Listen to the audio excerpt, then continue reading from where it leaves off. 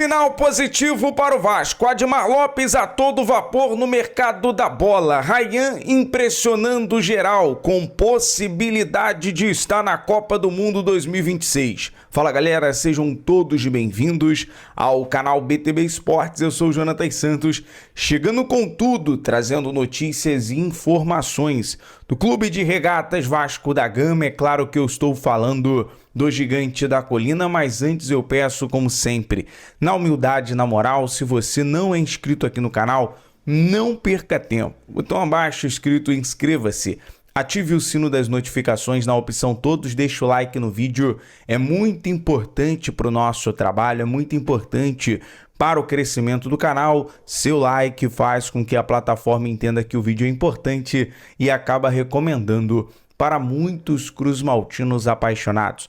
Obrigado pela moral, obrigado pelo seu like. Sem mais delongas, vamos aqui ao que interessa, as informações que movimentam o dia do legítimo Clube do Povo. Acabei de chegar de Belém do Pará, onde estivemos na cobertura pela Copa do Brasil, jogo válido, jogo de ida contra o Paysandu, vitória do Vasco por 2-0, gol do Spinelli, mais 2 gols do Spinelli, mas agora é virada de chave, preparação. Hoje no CT Moacir Barbosa para a próxima partida contra o Corinthians, no dia 26, já vou trazer no detalhe que a priori será confirmado na Neoquímica Arena em Itaquera. Deixa eu trazer um ponto positivo para o Vasco, é os confrontos entre Renato Gaúcho e Fernando Diniz. O Fernando Diniz tem uma freguesia, ex-treinador do Vasco, em relação ao Renato Gaúcho. No detalhe, quando o Renato ele pede a demissão na semifinal da Sul-Americana contra o Lanús, e o Vasco tinha a semifinal ali contra o Fluminense na Copa do Brasil, foi até um ponto interessante, porque o Renato, nos enfrentamentos contra o Diniz, ele tem uma larga vantagem. E agora o bom é que o Renato do lado do Vasco e o Diniz do lado do Corinthians, o reencontro aí de jogo da final da Copa do Brasil. No detalhe, para o Renato nesse momento são 6 vitórias, 4 empates e apenas uma vitória do técnico Fernando Diniz, que começou em um bom momento ali com 2 vitórias na Copa Libertadores. Até o momento o Corinthians não sofreu gol nesse período com o Diniz. Vitória sobre a equipe do Barra, a equipe catarinense na Copa do Brasil. Então o momento do Diniz tem sido interessante. Agora, diante do Renato, sobre o comando do Vasco, a tendência é ser um jogo muito disputado no próximo domingo. E agora o Vasco concentra forças. O Renato Gaúcho deve ter algumas mudanças, já agora com o Spinelli sendo esse jogador centroavante, bem adaptado, ao que indica pode ser utilizado ao lado do Andrés. Teremos algumas mudanças no ataque.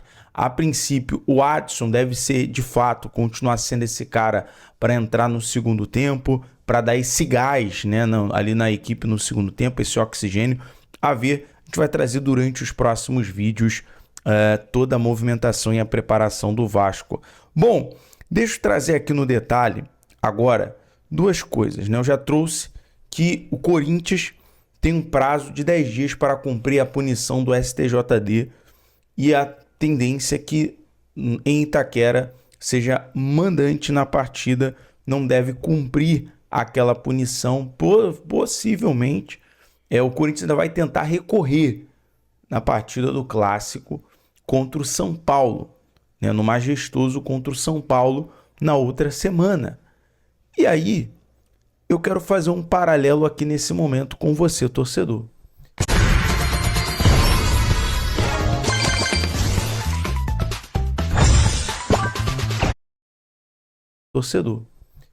Porque o STJD, o Vasco pode ser punido e perder mando de campo. Mais um absurdo descarado contra o Vasco. Mais um absurdo descarado contra o Vasco. Alguma coisa precisa ser feita. Agora, o Pedrinho, que está advertido pelo STJD, independente de não poder frequentar o estádio ou estar com a delegação, precisa ir até a CBF, registrar uma cobrança ao presidente Sarmichaud. Porque não é possível. Se isso aqui vir à tona, se isso aqui proceder em relação a consequências para o Vasco, não é possível. Porque olha só, o clube foi denunciado pelo uso de sinalizadores e por supostamente ter impedido o funcionamento de uma das câmeras do VAR no jogo contra o Botafogo. O árbitro do jogo relatou na súmula que um funcionário tentou realizar o reparo da câmera, mas foi impedido por torcedores, além de ter sido alvo de hostilidade e ameaças. A punição pode variar entre multa de R$100 a R$100.000, além da possibilidade de perder o mando de campo até 10 partidas. Você ter uma multa financeira por uma questão como essa é até vale. Agora, perder o mando de campo, uma punição severa. Querem tirar o Vasco de exemplo em todas as esferas. Em todas as esferas. O Vasco já foi punido por conta do problema que teve lá em Minas Gerais com o Lucas Torezin, onde jogaram spray de pimenta na diretoria do Vasco. E agora a diretoria pegou 15 dias de punição. E agora querem tirar o mando de campo do Vasco em São Januário. Bom, se houve ali uma interferência na questão do VAR, tem que encontrar as pessoas que atrapalharam ali a questão da câmera do VAR, do reparo, e aí haver a punição. Agora, punir o Vasco, punir São Januário, punir a torcida de uma forma generalizada, isso é um absurdo. Então alguém tem que chegar e bater na mesa da CBF.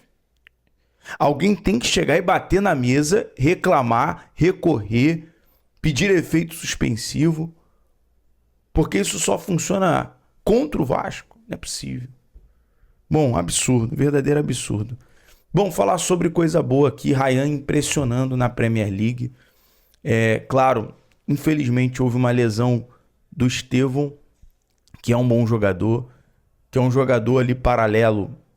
Estevão, Endrick e Ryan estão todos na mesma prateleira.